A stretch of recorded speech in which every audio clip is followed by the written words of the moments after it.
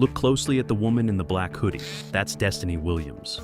She's on her way to a job interview, hoping it'll help her save up for cosmetology school. Now, focus on the guy with his arm around her shoulder. That's Marcus Patterson. He's the one who created the fake job ad online. In just 30 minutes, her phone will be switched off for good. What was supposed to be an interview is actually an abduction. At 8 p.m. on September 18th, 2 hours after Destiny was supposed to be home, her grandmother began calling her phone. Every call went straight to voicemail. The anxiety that had been building for hours turned into a formal report to the Chicago police just before midnight. The dispatcher noted it all down. An 18-year-old girl with no history of running away, last seen heading to a job interview in the suburbs. To the police, it fit the mold of a typical runaway case, but that label didn't match who Destiny really was. Growing up in the Inglewood area, she was the steady force in a broken family. Her mom struggled with addiction, and her dad was serving time in prison. Destiny took care of her grandmother while being known for her responsibility and quiet nature. She was a recent high school grad, working part-time at Walmart, laser-focused on saving enough for her tuition at Pivot Point Academy to study cosmetology. Her Instagram wasn't about chatting. It was a showcase of her hair and makeup tutorials, a sign of her ambition. Her family and friends knew she wouldn't just disappear. While the police were busy with paperwork, Destiny's best friend Janae jumped into action, sharing Destiny's photo on social media and reaching out to anyone who might have seen her. Destiny's grandma firmly told the officers that her granddaughter wasn't a runaway. She was a planner, a dreamer, just about to start building the life she wanted. She had a job interview set with a company called Elevate Marketing Solutions. She had the address and a name, but soon detectives would learn that the first clue in the case was just the start of a well-thought-out lie. The man calling himself Mark was nothing more than a ghost created from digital trickery, and the job posting that drew Destiny in was a trap. In late August, Mark pulled off a stunning trick. He posted a job ad on Indeed.com for a personal assistant and social media manager at a company called Elevate Marketing Solutions. The ad looked good, using professional language and promising $22 an hour. It even had a fancy-looking Chicago address. The whole thing aimed to lure in eager young people like Destiny. When she applied, she included her Instagram link to show off her skills. Mark quickly replied in a friendly, professional manner. Their emails later uncovered from Destiny's account showed a friendly back and forth. He called her for a preliminary interview, asking the usual questions about her background and what she hoped to achieve. He spoke convincingly about the company's clients and success, building her trust little by little. When it was time to meet face-to-face, he had a smart excuse for a new location. He said their main office was being renovated, and they'd meet at a satellite office in a swanky suite in Calumet City. He sent her the address and offered to pick her up from a nearby gas station, saying the entrance could be tricky to find. Only after she vanished did investigators start digging deeper. They discovered Elevate Marketing Solutions didn't even exist. There was no business registration, no employees, and no clients. The professional-looking website her friend found was just a recent illusion. The executive suite building had no record of the company ever being there. This whole setup was a well-crafted trap. Police soon realized Destiny wasn't the first woman Mark tried to lure with his schemes, but she was the first who hadn't walked away. On the afternoon of September 18th, Destiny followed the meeting instructions Marcus Patterson gave her. She took the CTA Red Line south to the 95th Street station and then caught a bus toward Calumet City. She was headed to the Shell gas station parking lot, where they agreed to meet. At around 2:47 p.m., the security cameras caught Patterson's black Nissan Altima pulling in. Moments later, footage showed him walking with Destiny across the lot. That was the last time anyone saw her on camera. Her grandmother expected her home by 6 p.m., but by 8 p.m., there was still no sign of her. After her calls went unanswered and went straight to voicemail, a heavy feeling of dread filled her. She reached out to the Chicago police and filed a missing persons report. At first, though, they classified the case based on Destiny's age and the absence of clear signs of foul play. Destiny Williams, 18, was labeled as a runaway. This standard procedure caused a crucial delay. The investigation lacked the urgency of an abduction case. Meanwhile, Destiny's digital trail had gone completely cold. Cell phone records would later show her phone was either off or disabled at 3:15 p.m., just 28 minutes after she was last seen on camera with a guy named Patterson. In that brief time frame, she had completely disappeared.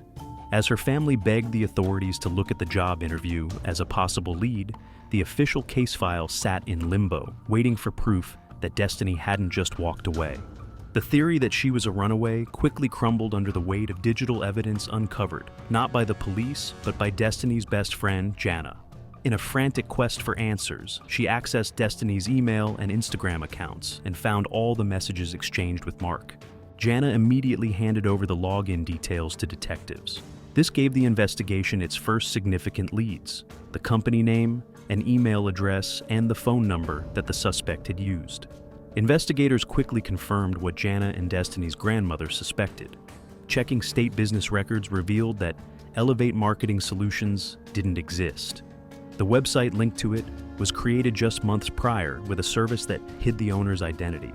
When they traced the phone number used by Mark, it turned out to be a prepaid burner phone, activated just before he contacted Destiny and shut off shortly after she vanished. It was designed to be untraceable. The real breakthrough came from that email address. While the account itself was anonymous, the IP address linked to it was not. Cybercrime experts traced Mark's emails back to a public library in Gary, Indiana. This widened the investigation's reach across state lines. Detectives obtained security footage.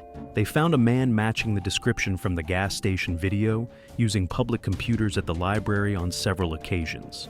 Now, they had a clearer picture of who he was, but still no name. What they uncovered next was unsettling. Investigators discovered similar fake job ads in Indianapolis and Milwaukee, all using the same tricks. They weren't just searching for one missing girl anymore. They were tracking a serial predator. While the digital clues led them to Indiana, the most important break came from that gas station parking lot in Calumet City. Detectives went through hours of security footage from every angle, hunting for the suspect's vehicle. They spotted it, a well-kept black Nissan Altima. Even though the man parked where the main camera couldn't see him, another angle caught his license plate as he pulled in. A quick check in the National Motor Vehicle database gave them a name they needed: Marcus Patterson from Atlanta, Georgia. At first, that name didn't ring any bells for the Chicago investigators. A background check showed he had no criminal record. He was 34, worked in warehouse management, was married, and had 2 young daughters.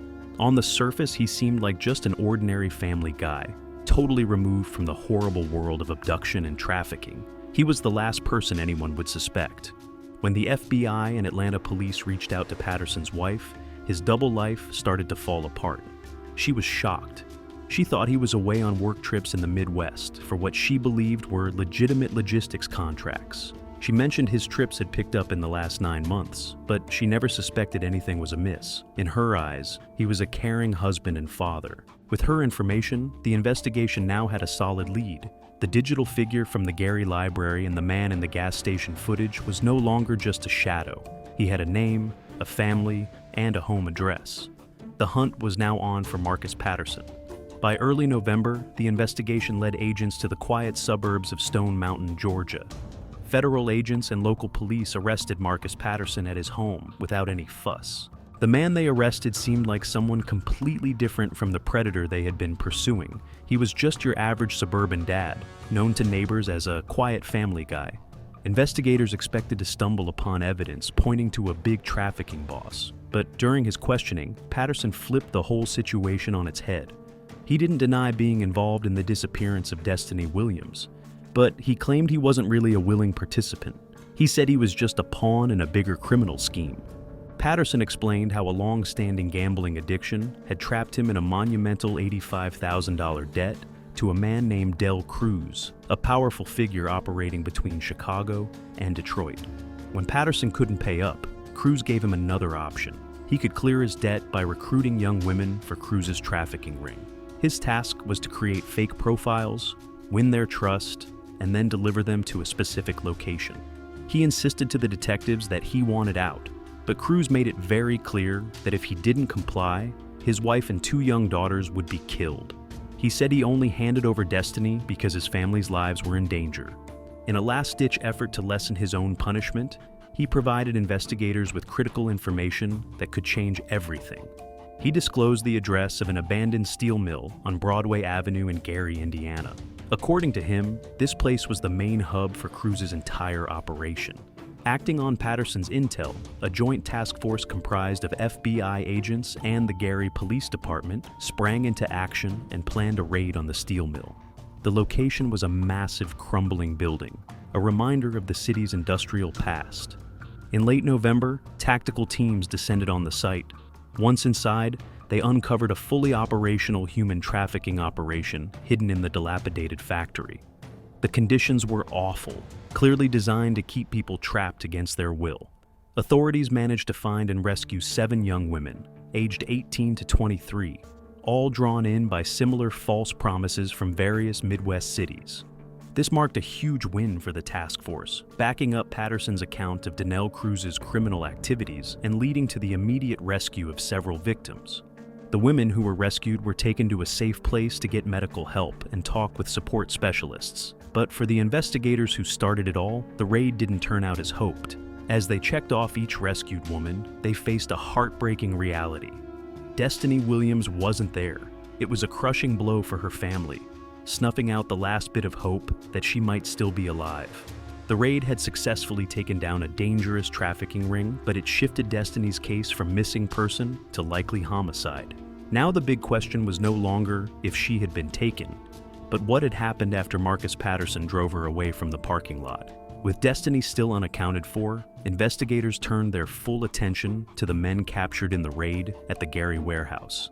Patterson had spilled the beans on the trafficking operation, but he didn't know what had happened to Destiny. They started to interrogate Donnell Cruz and his men, using the threat of long prison sentences to crack their silence.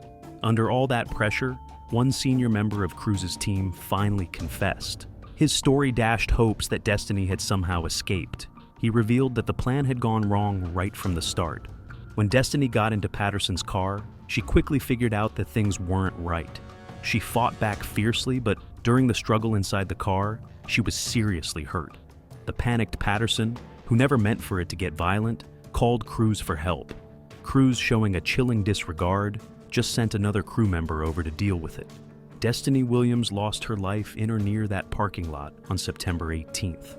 The confession laid out the terrible details of her disappearance, confirming she was murdered just minutes after being taken.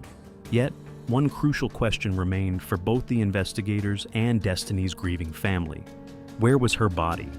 Guided by the detailed confession from Cruz's associate, authorities began a search in early December. They focused on a bleak stretch of wooded land. Interstate 94, right on the border between New Buffalo and Bridgman, Michigan, became the scene of a grim discovery. Almost 3 months after she disappeared from that gas station parking lot, investigators found Destiny Williams' body.